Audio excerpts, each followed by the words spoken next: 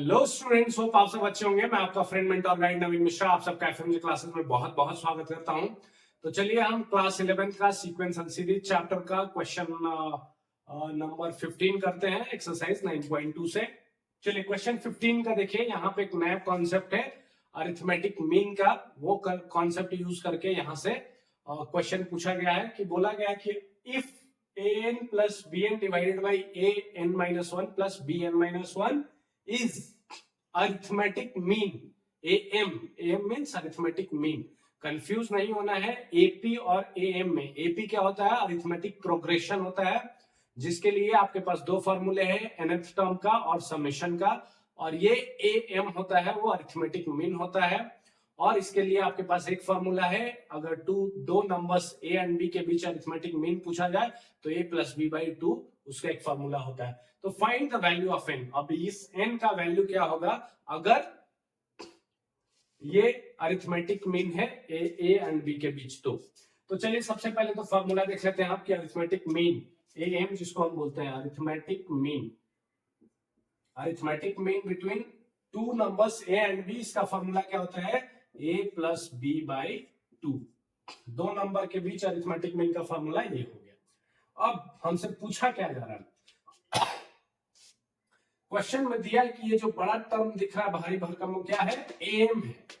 किसके किसके बीच? A B के बीच। तो ए बी का फॉर्मूला ये हो गया एम का। अब हमें क्या करना है? A n plus b n divided by a N minus 1 plus b n minus 1। इसको इक्वेट करना है किसके साथ? ए बी के मीन के साथ। तो लो हमने इक्वेट कर दिया। अब आपको क्या करना है? क्रॉस मल्टीप्लीकेशन कर लीजिए। तो इधर क्या हो जाएगा? 2an plus 2bn is equals to a plus B into, इधर ये हो जाएगा an minus 1 plus bn minus 1। ठीक है, थोड़ा और फर्दर आप जब इसको सिंप्लीफाई करेंगे तो 2a to the power n plus 2b to the power n is equals to, a से मल्टीप्लाई कीजिए दोनों टर्म्स में, तो a into A N minus 1, तो वो हो जाएगा ए एन। कैसे? चलिए आप एक छोटा सा मैं आपको दिखा दूं कि कैसे होगा। a से मल्टीप्लाई करेंगे जब आप इसमें, जब आप a से मल्टीप्लाई करेंगे तो a into A N minus 1।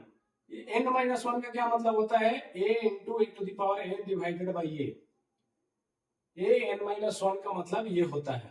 ठीक है, a to the power n divided by a, तो a से a कैंसिल हो जाता है, ए एन बचता है। तो a n plus a b to the power n minus 1 plus, अब b से मल्टीप्लाई कर लीजिए दोनों में, तो b a to the power n minus 1 plus b to the power n।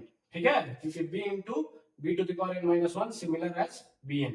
ठीक है, अब देखिए यहाँ पे 2a to the power n है, यहाँ भी bn है, दोनों को इधर लाए तो 2a to the power n plus 2b to the power n minus a to the power n minus b to the power n। हमने क्या किया? इन दोनों को इस साइड ले लिया और इधर क्या किया हमने? a b to the power n minus 1 plus b a to the power n minus 1। ठीक है, अब देखिए इसमें से हमारे पास क्या बचा? a to the power n minus plus b to the power n। दो में से एक गया एक, दो में से एक गया एक, और माइनस कर लेते हैं, इसको भी एक साइड ले लेते हैं। a b n minus 1। चलिए इन दोनों को हम क्या करते हैं? इन दोनों को क्या करते हैं? ऐसे ही रहने दीजिए, a to the power a b n minus 1 plus b a n minus 1। अब क्या कीजिए, देखिए a वाले टर्म को, जिसमें a to the power n है और a to the power n minus 1 है, उनको एक साथ, और b वाले टर्म को एक साथ कर लीजिए। तो यहाँ पे मैंने किया अगर, तो a to the power n और ये वाला इसमें जो टर्म है उसको हम लेके b a to the power n minus 1 कर लिए, और इधर क्या हमने कर लिया? a b to the power n minus 1 और ये a to the power n को b to the power n को हमने यहाँ पे ले लिया। ठीक है, अब क्या करना है इसमें? a to the power n यहाँ पे है और a to the power n minus 1 यहाँ पे है। ठीक है, तो अगर हम इसमें से a to the power n minus one को कॉमन ले लें, a to the power n minus one को कॉमन ले लें, a to the power n minus one, तो यहाँ पे क्या बचेगा, a बचेगा और यहाँ पे b आ जाएगा। सिमिलरली इस केस में अगर हम b to the power n minus one को कॉमन ले लें तो इधर a बचेगा और इधर b बचेगा।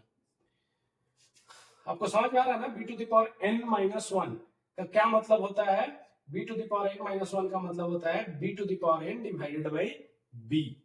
ठीक है, अब हमारे पास इधर देखिए क्या बचा, a बाई बी, क्योंकि ये इधर a to the power n minus one into a minus B बचा है, और इधर भी क्या बचा है, equal to b to the power n minus one into a minus B बचा है। ठीक है, अब देखिए a to the power n minus one divided by b to the power n minus one, हमने इसको इधर ले लिया और इधर a by B, a minus B divided by ये वाला a माइनस बी हमने इधर ले लिया। अब क्या ये कैंसिल आउट हो जाएगा, और इधर क्या a by B to the power n minus one हो जाएगा, क्या ये 1 हो जाएगा यहाँ पे कैंसिल आउट होके। ठीक है, तो अब आपको क्या करना है, a by B n minus one, क्या किसी भी चीज का अगर हम पावर जीरो कर देते हैं तो उसका वैल्यू 1 होता है। तो सिमिलरली अगर हमें दोनों को इक्वेट करना है तो 1 की जगह a to the power a by B to the power zero लिख सकते हैं हम। किसी चीज का अगर पावर आप जब जीरो लिखते हैं उसका वैल्यू क्या हो जाता है, 1 हो जाता है। तो इस तरह हमने क्या किया, ए बी हमारा इक्वेट हो गया, तो हमारे पास n minus one is equals क्या बचा, ऊपर वाला पावर जीरो, तो n का वैल्यू यहां से हमें क्या मिल गया, 1। ठीक है, यही पूछा जा रहा है, find the value of n, तो हमने n का वैल्यू 1 हमें मिला। देखिए इस क्वेश्चन में हमने क्या किया, सिंपल am का जो फॉर्मूला होता है अरिथमेटिक में का, हमने वो फॉर्मूला लगाया, क्रॉस मल्टीप्लाई किया, सिंप्लीफाई किया, सिंप्लीफाई करने के बाद हमारे पास यहां तक इक्वेशन आ गया। यहां हमने a बाई बी, चूंकि इन दोनों को इस फॉर्मेट में लाने के लिए किया जिसका पावर जीरो है, पावर जीरो होने का मतलब हर चीज 1 हो जाता है। किसी भी नंबर डिजिट के ऊपर अगर पावर जीरो हो, अल्फा न्यूमेरिक वैल्यू के ऊपर पावर जीरो हो, उसका मतलब 1 होता है। तो हम 1 के बदले में a by B to the power zero लिख सकते हैं। अब a to the power B, a to the power B दोनों क्या है, इक्वल है। जब बेस इक्वल है तो हम क्या करते हैं, पावर को इक्वेट कर सकते हैं। तो n minus one is equals to zero, n is equals to 1 हमारा वैल्यू आता है। होप आप सबको समझ में आया होगा। जो भी कंफ्यूजन हो आप जरूर हमें कमेंट में बताएं। Thank you so much.